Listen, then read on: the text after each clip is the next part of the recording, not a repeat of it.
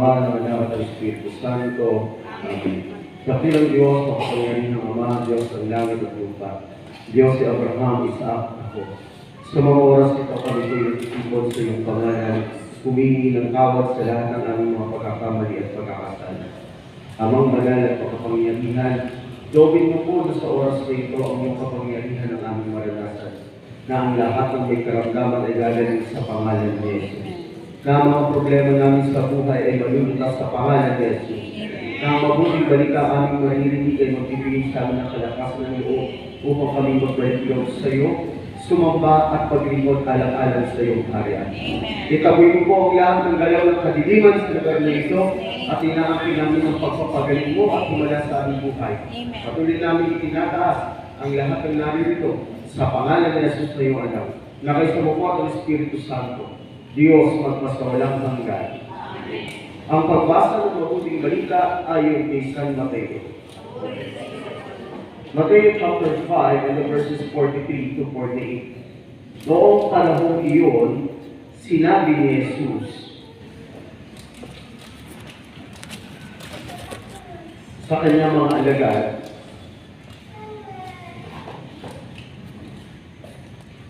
ang sino mang nagpupuot sa inyong kapatid, narinig din yung sinabi, ibigin mo ang iyong kaibigan at kapukta ng iyong kaaway.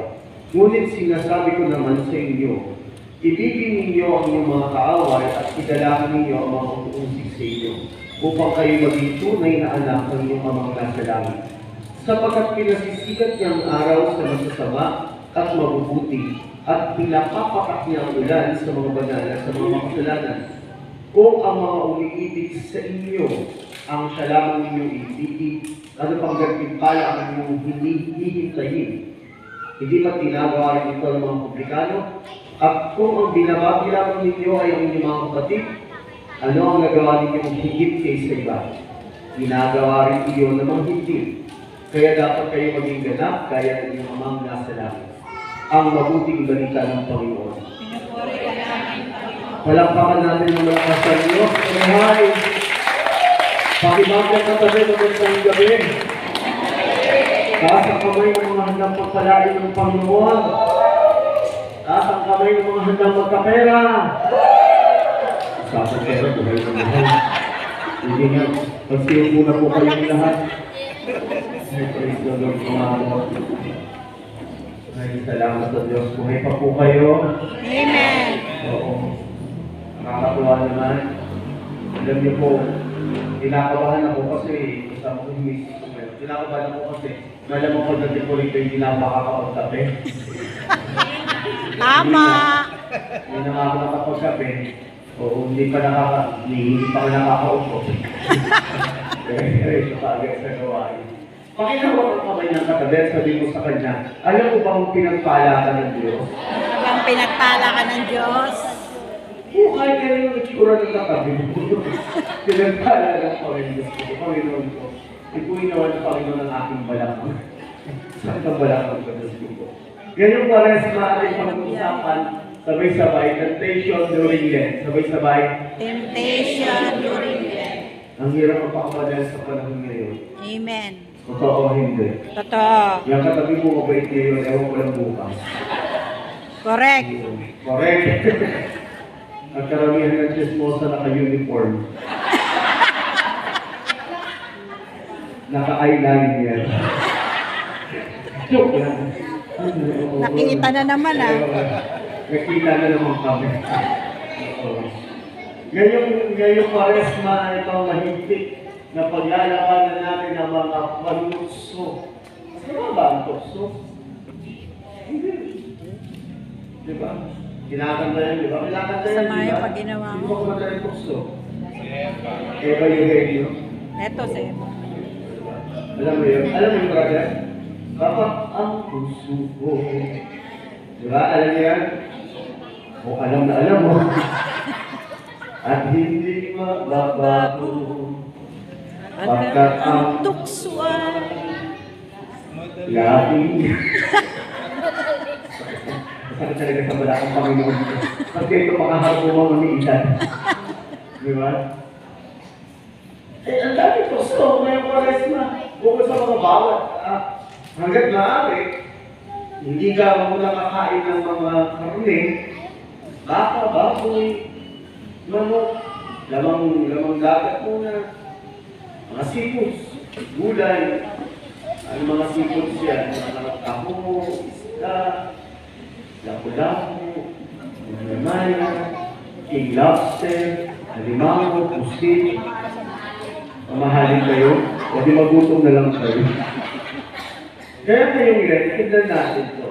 Sabi, Lent is a period of fasting, moderation, and self-denial, traditionally observed by Catholic and some Protestant denominations. It begins with Ash Wednesday and ends with Easter Sunday. Ironically, nagtatapos yung Lent pagdating ng Huwebes Santo. Nagtapos na yung 40, yung 40 days of preparation. Yung Ash Wednesday, di ba nilalagyan ng abos sa noo? Nagpalagay po ba kayo ng abos sa noo? Amen. Oo. Ngayon daw, ewan ko lang kung aprobado na, pero ngayon daw, sa susunod na taon niya, kung naglagay na ng abos, di kayo din sa ugali. Oo. Pag-ismosa daw sa dila. Tapos yung nagbabaga pa. May Pagkasama apoy. ng ugali, dalawang krus. O kaya malaking krus. O pag yung banal-banalan lang, hindi krus ang nilalagay X. O ibig sabihin, ano ka, o hindi ka tanggap sa langit. O nagsimula yan sa Ash Wednesday. Ngayon, ano itong mga temptation ng Lent na to? Number 1, sabay-sabay. Temptation. Mas malakas. Temptation. Temptation. Basahin nga natin ito. Sabi dito, the devil loves to see rivalry between Christians. He wants us to look at others and see the enemy rather than recognizing that the only real enemy is him. Tingnan nyo nga po yung katabi nyo. Mukha ho bang kalaban? Mukha ho bang kalaban yung katabi nyo? Siyempre, hindi kayo aamin. Eh di ba minsan, sa totoo naman, kahit mga walang pares na, yung pakiramdam natin minsan sa mga katabi natin, sa mga kapitbahay natin, sa mga kasama natin sa buhay, minsan tawa mo nga sa asawa mo, demonyo. Diba? Eh po ba kayo katabing demonyo ngayon? Siyempre, walang aamin. Amen? Dahil isip mo, sarap-sarap ng pakiramdam mo, pares mo na, yung sinisikap mo makalapit sa Panginoon, pero sa ayon sa gusto mo, kahit nagpapakabalan ka, nagsusumikap ka sa Panginoon, may mga tukso sa paligid, kama mali. Tama. Yung sarap-sarap ng dasal mo, biglang kakalasun. Ang sarap-sarap. Sino sa inyo nakaranas yan? Yung wala ka naman, kaya ka na pumasok sa community eh. Kaya ka nagsiserve kay Lord eh. Gusto mo lang mag-serve kay Lord. Kaya dumarating sa punto ng buhay mo, ang nakakalaban mo minsan kasama mo sa loob ng community. Tama mali. Hindi lahat na nag-praise the Lord at Amen tuwing Sabado ay walang toyo. Amen? Halimbawa sa music ministry, mahirap kaya ang mahirap ang instrumentalist. Yung habang tumutugtog ka, yung tono mo dito, yung tono nila sa antipolo. Division yun. Sabi ng John chapter 10, in the verses 10, basahin natin ito. Dumarating ang magnanakaw para lamang magnakaw, pumatay at manira. Naparito ako upang mga tupa ay magkaroon ng buhay, ng isang buhay na masagana at ganap. Amen? Yung masarap-sarap ng pakiramdam mo ngayong pares na nagpo-focus ka sa Panginoon, pero meron mga katabi bilang kakalabit sa'yo. Di ba minsan sa misa ganyan? Ang sarap-sarap na pakikinig mo, di ba? Lalo ko, kaya nga ang hirap sa ganitong gawain pag yung katabi mo, at-chismisan mo. Kasi ano ba, pagkatabi kayo, tapos yung pinag-uusapan yung pumasok sa prayer meeting, hindi mo kayo mag-uusap sa ano yung bibig sa bibig, wala. Sa inyasan lang, ito, sa ato, halimbawa, magkakutupang nila. Halimbawa, ito. Tapos yung pinag-uusapan yung mga prayer meeting, nasa kabilang side. Dapat ko na yung alam yan eh.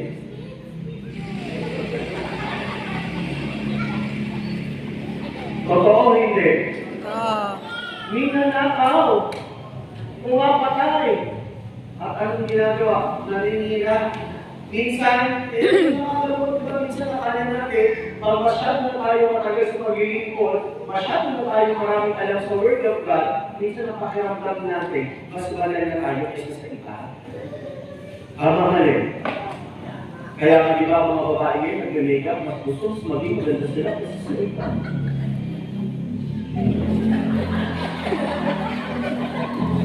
Bakit hindi siya tulungan pag-makeup?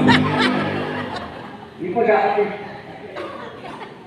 Gusto ko sa susunod na pagbalik mo rito, naka-foundation na po kayo, ha? Kasi yung lipstick yung gusto ko for red. Gusto ba ko umatin nga, naka-leggings pa. Yung lang sister, ha? Yung bago po ba ito? Luma na po kayo. Sabi mo kasi matagal niyo. Di ba? Ano ginagawa ng maraming Katoliko na? Nakita niyo sa Facebook ngayon, itong asawa na sa sex bomb dancer. Si Alvin, di ba? Alam mo, bilib ako sa magiging vocal niya sa pananampalataya niya. Bilib ako eh. Kasi bihira yung gano'n, on national TV, papayag mo yung pananampalataya mo sa Jesus. Bihira yun. Nga lang, ang naging mali, naging mapanira. Hindi ka naman magiging balat, dahil nilento mo yung kasamaan ng iba. Yung normally, ganito tayo, kaya may temptation to be yun. Bakit? At least ako, umatin ako ng prayer meeting, nag-station mo tapos ako, nag-visit sa iglesia kami. Eh, yung iba nga dyan eh. Wala nang ginagawa sa buhay, ismosa pa. Sugarol pa. At ang pinakamasakit doon, mabahong pa ang hilingan. Bakit tingnan niya yung katabi, sabi ko, ikaw ba yun? Kung katabi niyo, pwede ba pumalakpak ka ng malakas? O din, yung nag-away-away kayo ngayon. Kaya nga, hindi po kinanong na sa Word of God, ang gagawin ko, sabi dito, if your religion makes you hate someone, you need a new religion. Hindi naman tayo tinuturuan ng Panginoon na maging banal para maging mapanghusga, mapalira, at mapanakit tayo laban sa iba. Amen? Sa kaya sabi ko sa katabi mo, tinatamaan ka ba?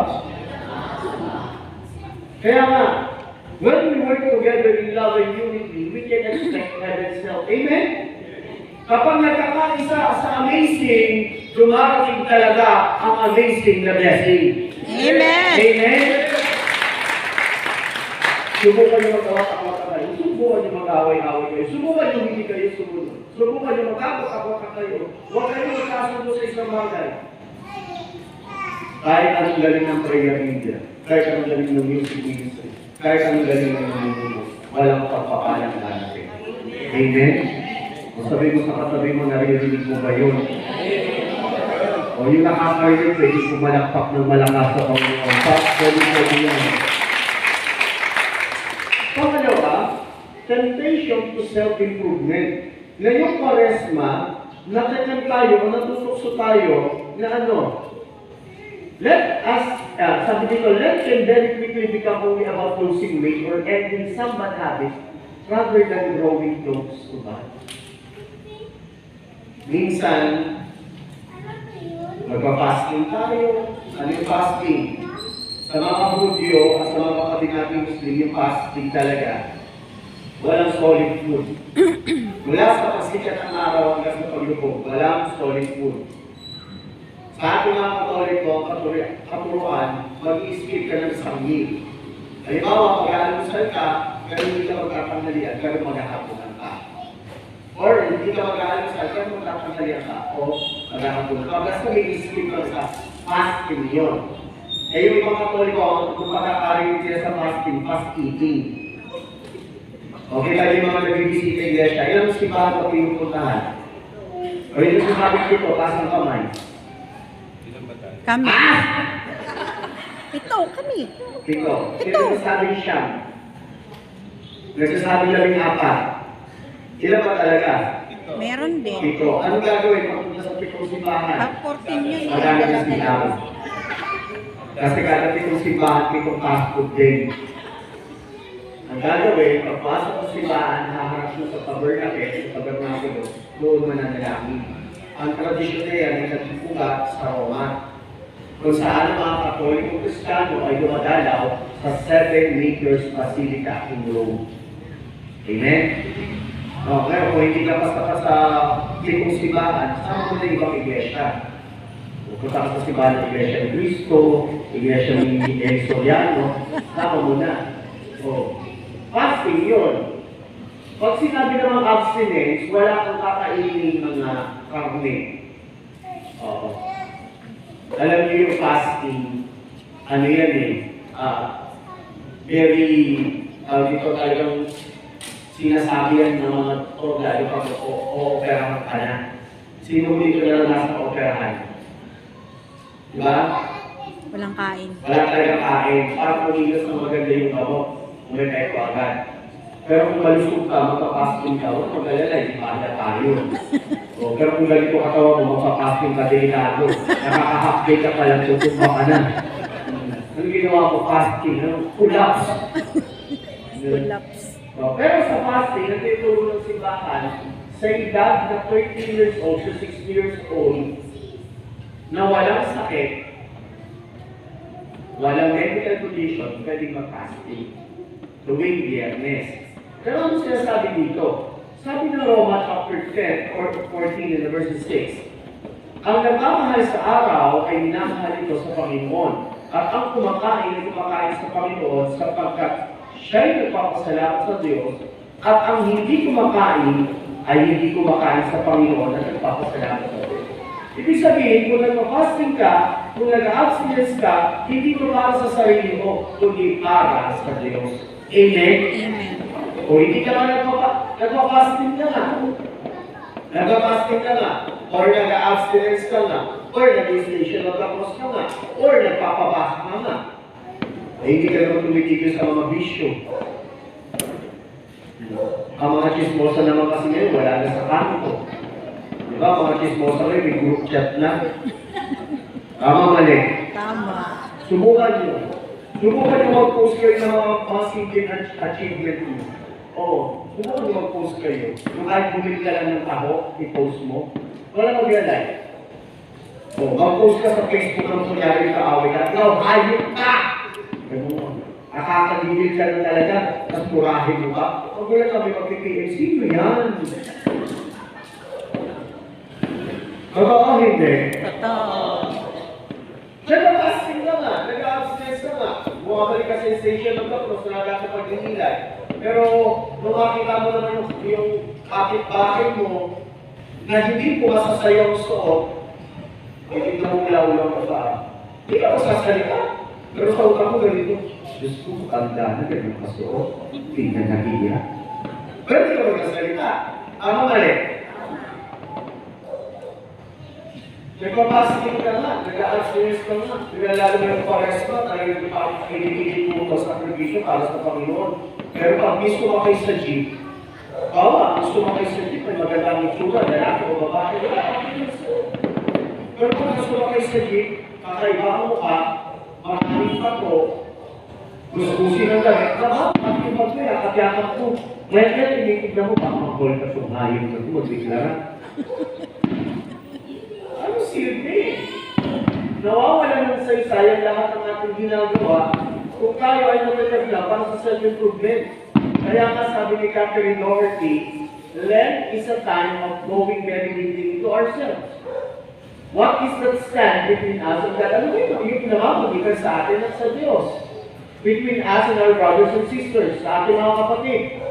Sa pagitan natin, sa ating buhay, sa Espiritu Santo. Ano man ito? Huwag tayong masawa, matanggalin ng lahat. Ano man yung mga bagay na nakamagitan sa atin, nagiging hagdan para hindi tayo maging malapit sa Diyos, dapat binabasan natin. Tama mali. Ibang-iba na makakapit-bahayan ngayon. Noon, yung tabing bahay mo, kapag nagluto ka ng ulam, kakawiran mo lang yan ng ulam. Tama mali. Kaya? Ngayon hindi. Pag nagluto ka ng ulam, hindi naman itinatawin sa kapitbahay, ipinopost sa Facebook. Kasasabi sa kapitbahay, nakita mo yung niluto ko? Ang sarap mo? Oo, nilike mo nga eh. Talaga. Hindi namin nakikita yung mga hadla kung bakit hindi tayo napapalapit sa Diyos. Correct. Kaya nga, sabi dito, nasulat sa mga Hebreo, kaya kung tayo matutubig lumapit sa trono ng mahabaging Diyos, upang makamtanan ang habag at talina sa panahon ng ating pangangailangan. Lord, nagpapastin ako, nag-abstinence ako. Baka naman hindi ako nagiging malapit sa iyo. Tulungan mo ako makita kita. Tulungan mo ako makilala kita. Amen? Sabi mo sa katabi mo, tamaan ka naman. Bumalakpak ang tinatamaan. Siyempre, walang aamin. Di ba? Tignan natin. Sabi ni Pope Francis, mag-fasting ka raw sa panahon sakit ng salita at sabihin mo yung magagandang salita. Mag-fasting ka raw sa kalungkutan at punuin mo na pasasalamat. Mag-fasting ka mula sa galit at punuin mo ng pasensya. Mag-fasting ka sa pagiging negative at dapat lagi puno ng pag-asa. Mag-fasting ka sa pag-aalala at dapat nagtitiwala sa Diyos. Mag-fasting ka muna sa pagreklamo at dapat pinag-iilayan ang pinakasimple. Mag-fasting ka sa mga pressure at dapat maging prayerful. Mag-fasting ka rin sa bitterness at punuin ang puso ng kagalakan. Mag-fasting ka rin sa pagiging makasarili at maging mahabagin sa iba. Mag-fasting ka rin sa lahat ng sama ng loob at makipagkaisa.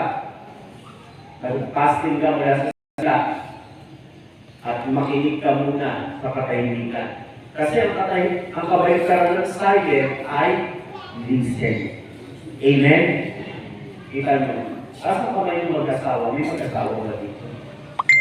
Oo. Di ba minsan nakakapikat? Dati mag-asawa po kayo. Para kayo obese po eh, no? Kasi natin di ba po gano'n? Medyo. Kasi natin hindi magano'n, kinakabahan kayo. No? Either may sakit o walang pera. O pag may pera tahimik. Away ito, pag-uwi. Sila kayo mga gano'n po. Minsan. Kailan siya tahimik? Paano yun na pagtulog? Ano ka nag-iisap, ikausap siya? Ang hirap na, kailangan ito pa-check up na. Kaya nga, ngayong Quaresma, hindi tayo tinatawag ng Panginoon para dumaan sa ganitong yugto ng buhay, para mag-start ng self-improvement. Dito na tayo. Ano mga ba yung mga bagay na nagpapalayo sa atin sa Diyos? Ano ba yung mga bagay na nagpapalayo sa atin kapwa? Ano ba yung mga bagay na nagpapalayo sa atin sa buhay sa Espiritu Santo? Amen? Lahat ng tulog pumalakpak. Walang tulog na. O sige, palakpakan natin ang Panginoon, ha? Pangatlo, temptation to discouragement. Ngayong Quaresma, sinusubukan tayo ng kalaban kung tayo ay susuko na sa buhay. Sabi dito, during Lent, the devil can tempt us to feel like we are constantly failing and to give up on living the penitential spirit of this time. Kasi ngayong Quaresma, lalo sa panahon ngayon, ibang-iba na po ang mahal na araw sa mga panahon noon na panahon niyo po. Di ba? Nung panahon po ninyo, pag Quaresma, no? Pag pumasok ang Ash Wednesday talaga, no? Di ba? Talagang yung solemnity ng buong lugar. Tama. Talagang ramdam mo, Quaresma na. Eh, last year, kailan ba yung national election na yun? 2020, ano ba yan? Oo. Yung national election, senatorial race, last year yata yun, kailangan sa last year pa. Hindi ko talaga makakalimutan yun kasi, nakakatuwa. 2023 yata yan. Election, no? Hindi ko makakalimutan. Nabibigyan ako ng recollection yung Lunes or Santo. Di ba dapat solid na yung ganun panahon eh? Ang mahirin ko na sa mga lugar, makabasa. Basta pabasa mo, masarap ang handa, laging bumabasa. Basta pabasa ang handa, kampurado kayo lang. Nabibigyan ko ng ulit sa mga estudyante yung meditation na sabi ko, let's close our eyes and feel the presence of our God. Pagpikit ng mata nila, hindi ko mutugtog eh. Kaya gusto ko pala instrumental yung power of her love. Lord, I come to you. Instrumental na. Gusto ko ako sa eskwelahan yung ano? Yung sound system yung Bato de la Rosa. Ibo ako si Bato. Lahat ng mga bato, nagising. Paano mo kayo tutuloy? Kaya minsan, tandaan natin, hindi man natin nagagawa ng buong buo. Na akala natin minsan may kulang yung ating mga ginagawang penitensya kapag Kwaresma. Ang antidote, remember that Jesus has died, but He also risen for us to be transformed. Nakuha na ni Jesus yung sakripisyo hindi natin kayang ibigay, binigay na niya. Amen? Kaya ngayong prayer meeting, every Saturday, kung hakatin tayo, konting sakripisyo na lang, konti lang ito, na ngayong every Saturday na hakatin kayo, makipaglaban kayo sa antok ninyo. Yung iba sa inyo, nakikita ko talaga, hirap na hirap sa buhay, sabi nila.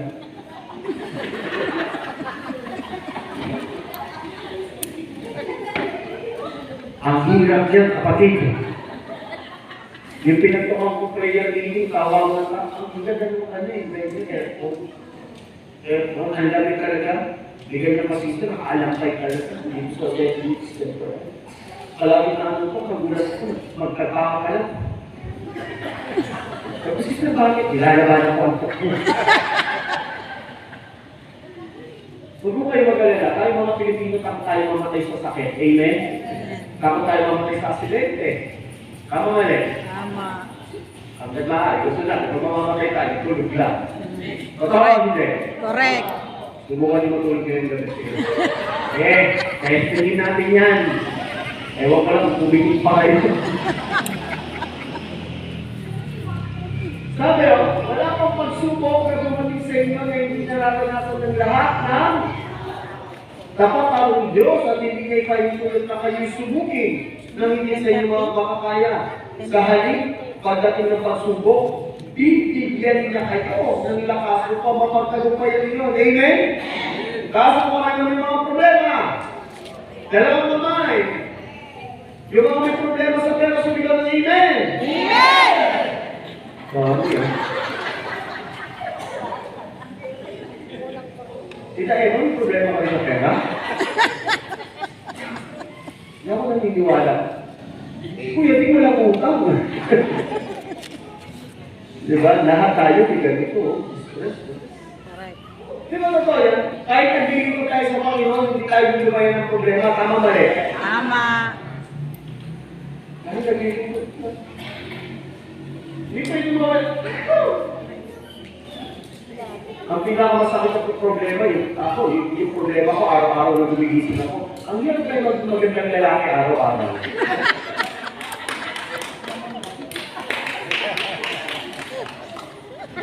Kontrang-kontra ka, ha? Nasusunod pa ni Pampi nyo sa likod, ha? Alas ko porte. Buti pa to, nagagandang lalaki sa akin. Wala mo kasi mata eh. Pero kung malinaw mata dito, malam mo sabihin mo, pangit. Ang dami natin problema, tama mali. Tama. Ito ang nakakatuwa sa paglilingkod natin eh. Dahil minsan kung may paglilingkod tayo, little rich tayo kasi natin ko ganito yung presyo 750. Ang mahal. Ba't ang mahal ng pilgrimage kayo 750? Gusto mo walang kaya. O di kami magsasasakyan o maglahad. Saan ang pilgrimage? Bulacan. Ang mahal na ng gasolina ngayon. Tama. Ang mahal na ng bilihin ngayon.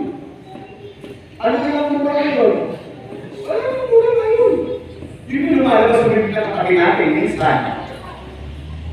Pero di ba ito naman? Ang baka noon, 20 pesos, malaking halaga na yan. Totoo, hindi. Ngayon ba, ang 20, nabibili pa? Ngayon ba, ano na lang yan, yan lang yung pinakabarya ng mga baka ngayon. Nung panahon namin, kasi sinabi mong 20 pesos, baka 90, gusto. Lalo siguro naman po nung panahon yun, 20. Nung panahon ko ninyo, sister, pag 20 pesos, ano mga nabibili? Bigas. Oo nga po, ano nga po? Ang hirap nyo rin kausap eh.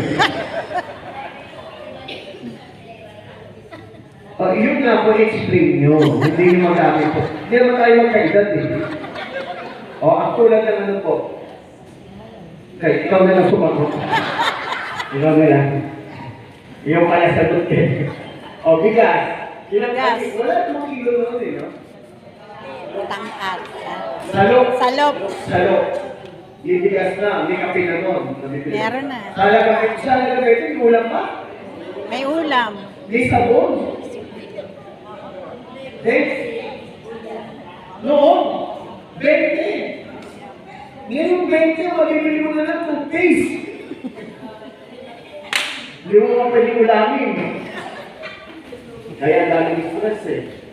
Minsan, papasok mo pa restaurant.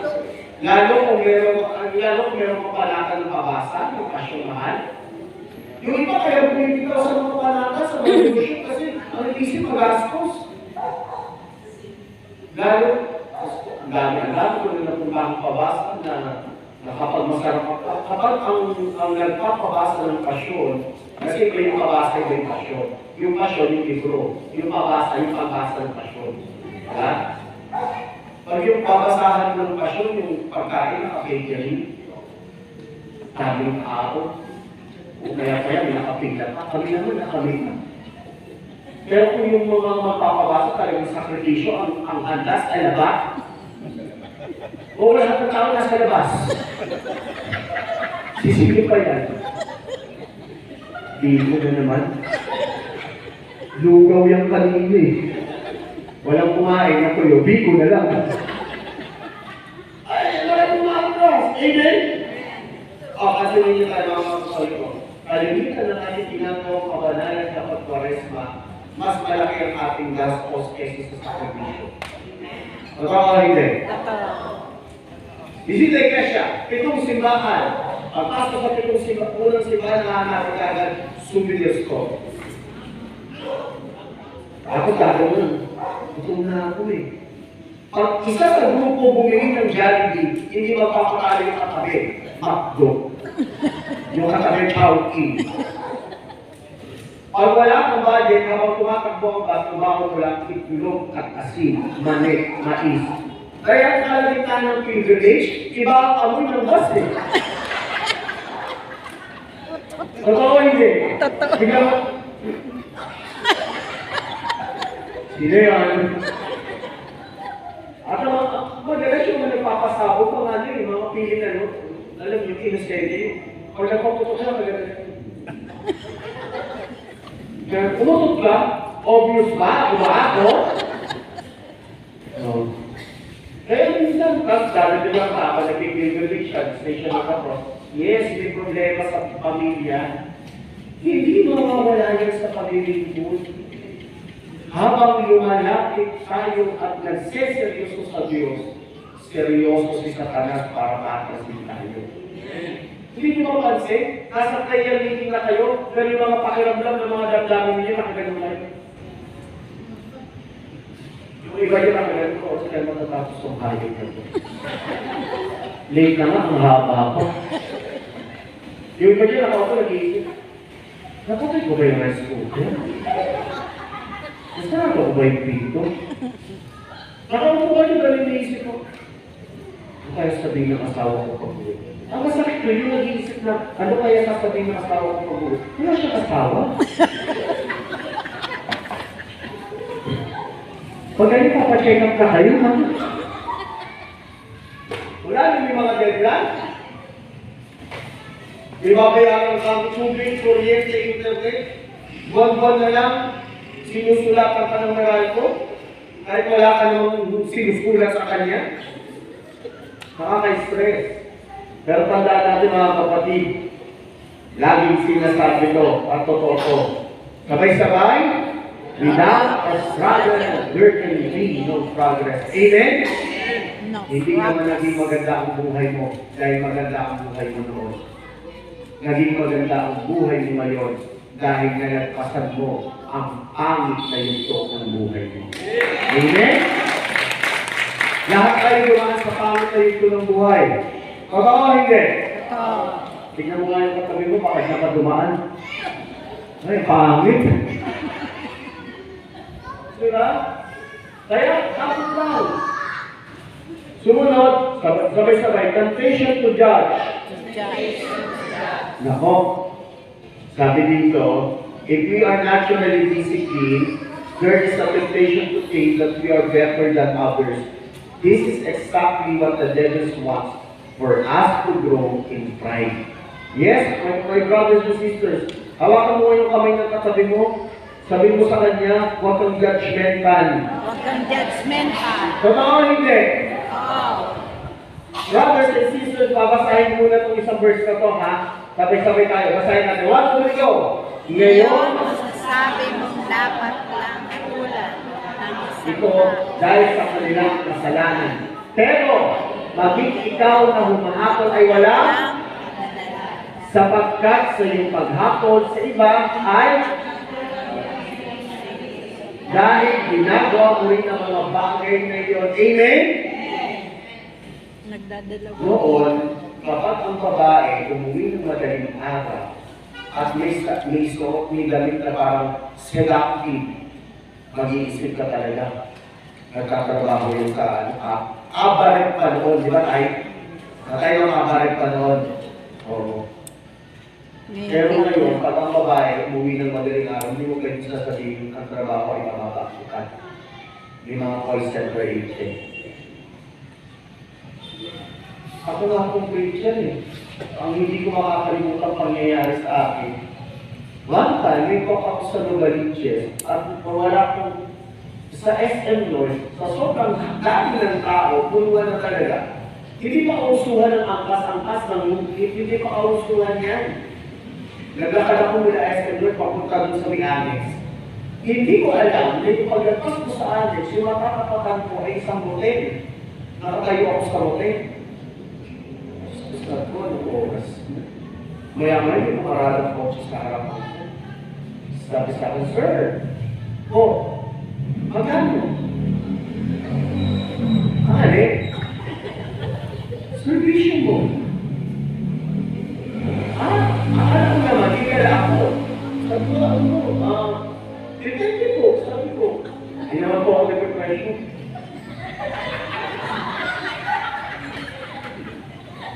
Sabi talaga, sir? Sabi ko naman, sir, sabi ko, religious po eh.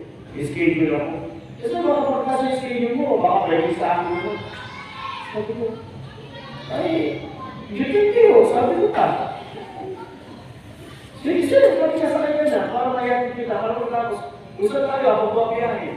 So, from SM North going to Nova Ranges, mas kami ko,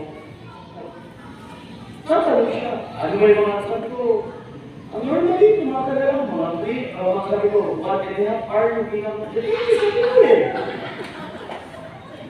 Mukhang dumang ka rin, sige na. Parang alam mo yung pinag-uusapan, ha?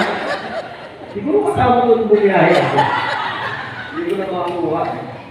So, kaya sabi niya, sabi niya, honestly, magtrapahan tayo.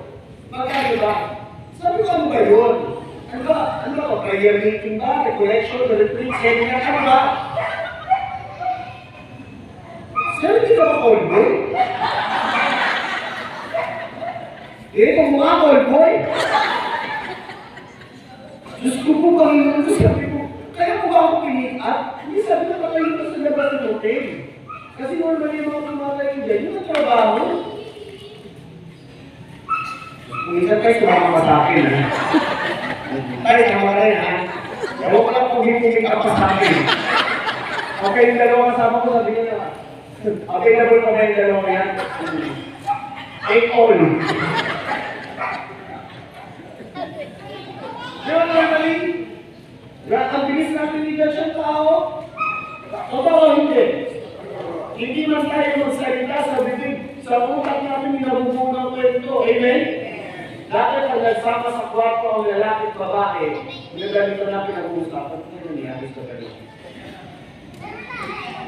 Lalabas ko ng mga 5 to 10 minutes, yung mga kasakasama, kunyari lang yan.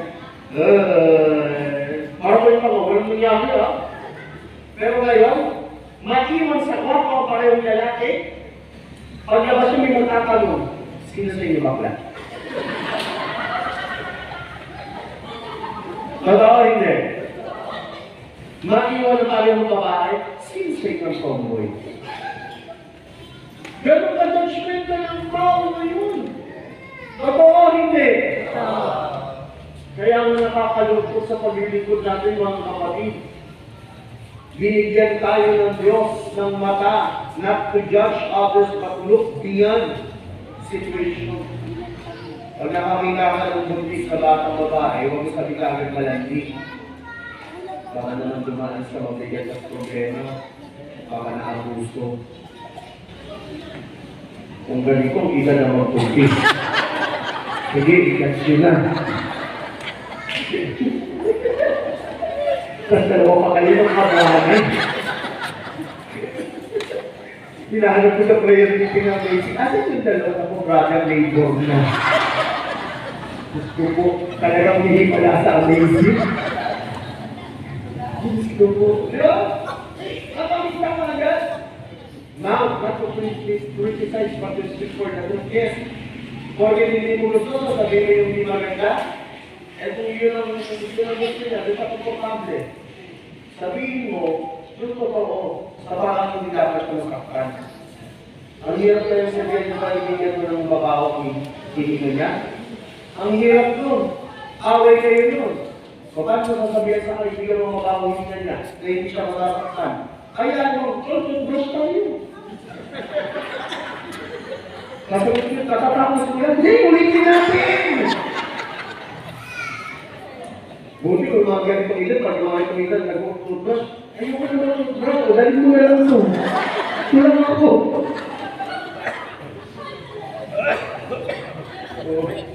Kaya ako, makabalik pa kaya ako dito. Hands not to punish, but to give a helping hand. Amen? Pag tumulong. Kapag hindi nagtipalaan, magagtipalaan tayo ng Diyos natin naman. Siya mahal natin, amen? Kaya nga dito sa amazing, hindi na ako nakakakain pag lagi ako may uwing suman. Isuman kaya ako? Wala! Wala? Galit ka na naman. Single ko eh, no? Single, no? Kaya pala, ha? Kaya masugod eh.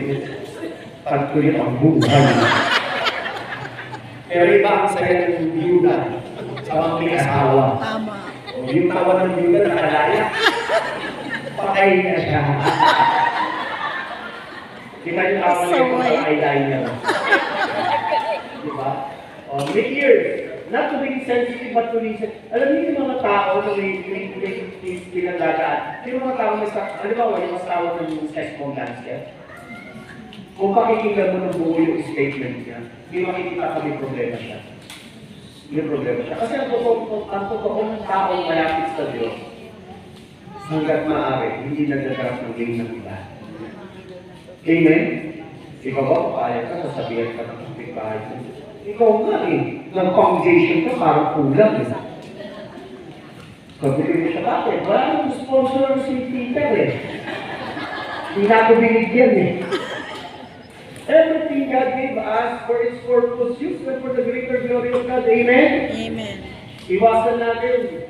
Nakakita ka ng tao malaki ang katawan, namamalik sa siguro sa mga ginagawa ng kahit na yan. Hindi natin na lang.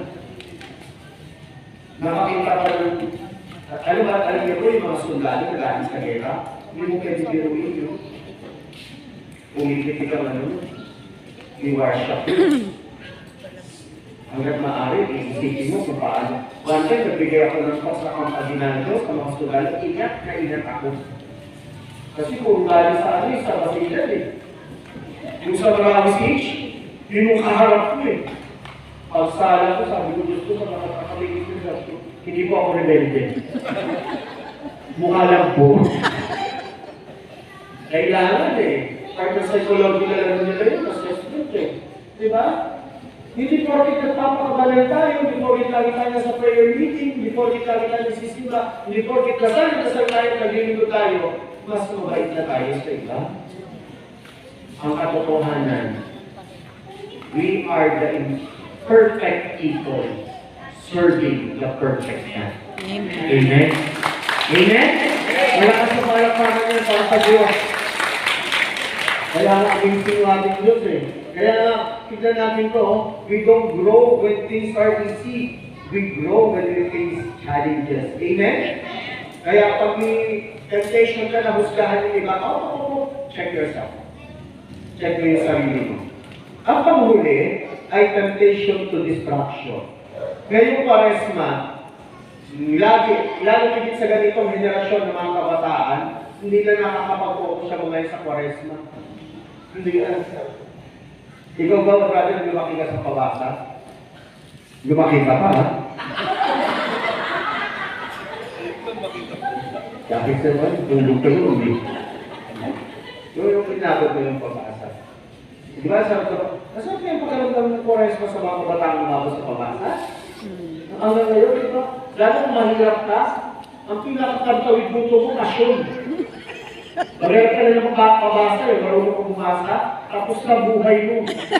Isupply ng umaga, tanghali, hanggabi, i-take out ka pa. Eh ngayon, tignan niyo ito mga kapatid. Ano itong distraction na ito? The devil wants us either drown in penance or feel discouraged and give up. Lent should be about God, not our activities, as well intention as they may be. Dapat ang Kwaresma, para sa Diyos, hindi sa... Yes, naging station of the cross ka, nag-pilgrimage ka. Umabot ka ng prayer meeting, Lenten recollection, Paschal Triduum. Ang tanong, nakakapag-focus ka ba talaga kay Lord? Sa totoo lang, di ba, lagi ko nga sinasabi sa inyo, ang laki-laki ng katisuran natin mga Katoliko sa mga mahihina sa pananampalataya. Tama mali. Ang dami naglilingkod sa Panginoon. Ang susuplado at susuplada. Hindi pa magaganda. Yung, alam mo kung hindi ka maganda, tapos ang pangit ka ng ugali mo, kung kakakawak, bumit pa kung ayos na ito. Kasi lang ang sinasabi, pag maganda ugali mo, tapos ang ganda ng mukha mo, ang tawag mo niya bonus. Totoo hindi? Yung hindi maganda ang mukha mo, pero ang ganda ng ugali mo, blessing. Yung hindi na maganda ang mukha mo, kasi hindi pa maganda ang ugali mo, bogus. Scam. Sumpa. Bakit tignan nga yung katabi mo, kung katabi ka ng bonus? Kung may katabi ka ng bonus, tumigaw ka ng amen. May sinungaling, ha? Kung may katabi kang blessing, pwede mo pumalakpak ka. Sa mga pumalakpak, alam mo na itsura mo, ha? May katabi ka bang bogus? Siyempre, wala nga amin. Ano sinasabi ng Hebreo 12, verse 2? Ituon natin ang ating paningin kay Jesus na na pinagmumula ng kabuuan ng ating pananampalataya. Dahil sa kagalakan na naghihintay sa Kanya, hindi niya kinahiya ang mamatay sa krus at siya ngayon na maupo sa kanan ng trono ng Diyos. Amen? Pagpapasok ka sa Kwaresma, tutuon kay Jesus. Papasok ka sa prayer meeting na hanapin si Jesus. Pupunta sa misa na hanapin si Jesus. Kaya sa gawain na ito ay walang merienda kay pagpapala galing kay Jesus. Amen? Tignan nyo po mga kapatid ha. Susubukan natin yung ninyo ha. Kasi sa mga panahon ngayon, ganito yung madalas natin makita. Iilan lang yung can be made attractive. So the devil makes attractive. The road that leads there. Yung sa impyerno, maganda namang inaanak yan. Ang gaganda. Kaya lagi ko sinasabi, kung ang pagtingin natin sa prayer meeting na ito ay mababa, kung ang pagtingin natin sa prayer meeting na ito ay hindi patungo sa langit tayo. Diba? Nakatala yung kwento ko sa iyo, yung joke ko sa iyo, diba? Gusto ko pag dumating yung araw na mamamatay ako or mamatay man ang isa sa atin, ang sarap kaya magkita-kita tayo sa langit. Sino gusto yun? Amen! Ikaw, sister, ayaw mo? Ayaw mo? Hindi ba naman ngayon? Nilakad pa rin ako. Kung naman nagmamadali ka, sabi ayaw ko pa ngayon. Hindi, asan ito? Tama mali? Ako ina-expect ko yun, yung pagpasok ko sa langit, ang bawal nagtupad sa langit, no? Yung pagpasok ko, sa'yo yung bubukan. Ano pa pangalan? Ha? Belen? Pang Christmas lang yun, di ba Belen? Nandito kayo Quaresma. Si Belen nandito. Di ba? Sarap mo, magkita tayo sa langit. No? Tapos sa cellphone mo, ano ba lang ako si Belen? Yung sa Amazing Grace. Yung galing ka? Oo, alam ko. Kasama ko silang lahat, brother. Lagi yung ano yung maganda yung pilay. Yung sa kabilang side. Yung brother, hindi ako nagpapatalon. Ano kaya yun? Amen? Hindi yung pagbaba ko sa impyerno, nagpapakapasalubog ko. Brother, ano pa nga yun? Brother, Sister Virgie, Amazing Grace, marang-marang. Kata sa impyerno ka, hindi ako nalisa, brother. Nandito kami lahat. Kaya nga, mga kapatid, lagi natin tatandaan, ang pinakalayunin ng Quaresma ay i-train tayo, yung ating mga spiritual muscle, upang makalapit tayo sa Diyos. Amen? Amen. Hindi ka nagka-prayer meeting para lang yung Sabado mo, kaysa naman nasayang, pati na lang ako. Hindi ka nagpa-member sa Amazing Grace para may nagagawa naman ako sa buhay. Nandito ka dahil umaasa tayo, ikaw at ako, magkikita sa langit. Amen? Pero ngayong oras ito, maranasan natin ang langit sa piling ng Diyos. Amen? Brother, salamat. Gusto niyo po kumanta po ako? Amen. Wala naman kayong magagawa eh. Ito lang kailangan kong bawiin, na-late ako eh. O, tayo lahat. Aawit po ako sa Panginoon kung namin yung gusto. Aawit ka namin kayo. Tukso. Joke lang, tukso ng buti. Goodness of God. Amen? Pwede ka mag-request din ng kanta. Kung mag-request yung brother na si Ken. Oo. Sila ngayon tumutumpok. Nasusot kayo, di ba naman noong December? Suplado nga kayo, hindi ako pinakinggan. Hindi ko mga ako pinigyan. Papapo ako. Charot! Ang dahil nyo kasi, katulog kayo sa sumunod. Kapatid. Nawag na bless kayo ngayong gabi. Nawag ngayong gabi, natutunan natin ng Quaresma dapat. Sa totoo lang, only in the Philippines ang pabasa. Hindi mo kasi kung sinakulo sa ibang bansa, pero walang pabasa sa ibang bansa. Sa akin lang. Balik natin na ang Quaresma, pinapalapit ka sa Panginoon. Amen? Sa kanila naman, ang lahat ng Espiritu Santo. Amen. Kapag nararamdaman mo at nararanasan mo sa oras na ito, may ginagawa ang Diyos sa iyong buhay. At may inihilig ka sa Panginoon, malaya mo itaas ang iyong kamay mamaya. Lalo't may inihilig ka sa Panginoon, Lord, gusto kailangan kong bumalik. Lord, kailangan ko pag ipangarap ko. Lord, kailangan ko pang malaya yung pamilya ko, yung hanap ko.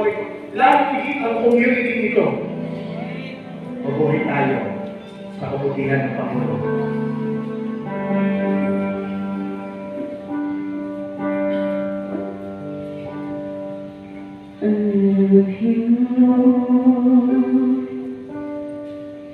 For your mercy never fails me.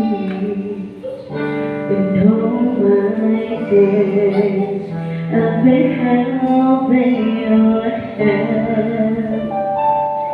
From the moment that I wake up until I lay my head, oh, I will sing of the goodness of God. And all my life you have been faithful. And all my life you have been so, so good.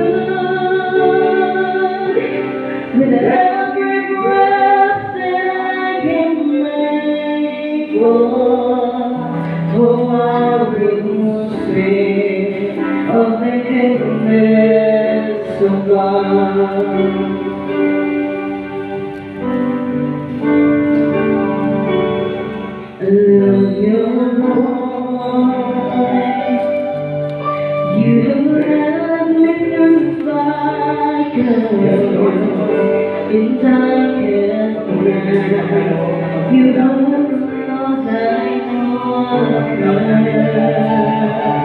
I know you as a father.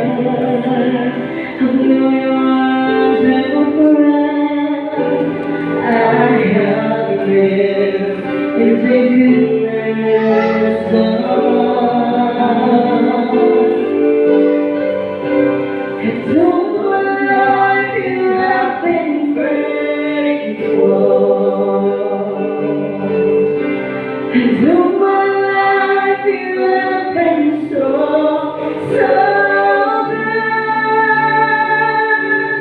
With every breath that I am able, oh, I will sing of the goodness of God. All my life,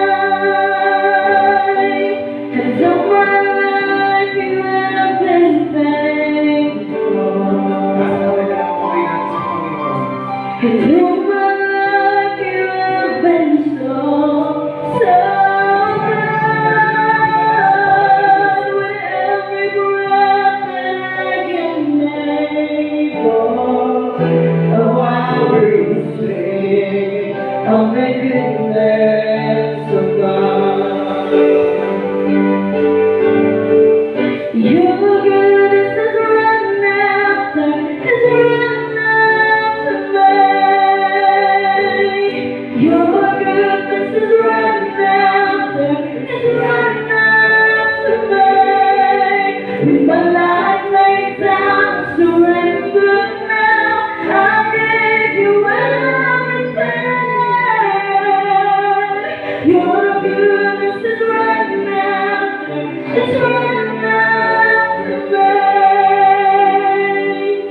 Your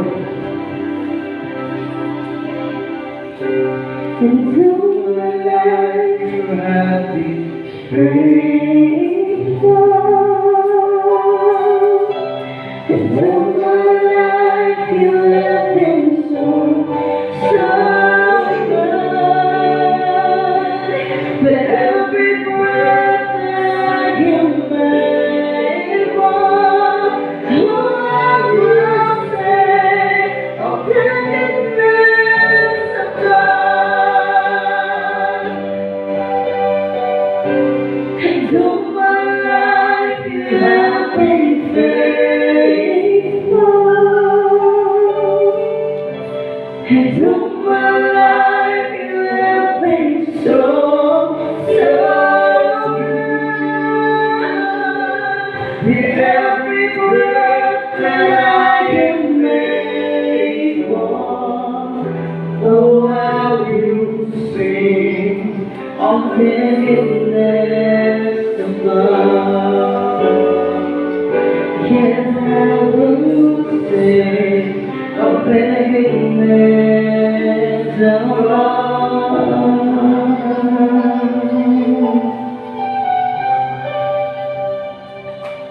Yes, Lord. Kami ay nabubuhay at mananatiling buhay sa iyong kabutihan na tao sa pangalan ni Jesus. Amen. Sa ngalan ng Ama, ng Anak, at ng Espiritu Santo. Amen. Magandang gabi po sa inyong lahat.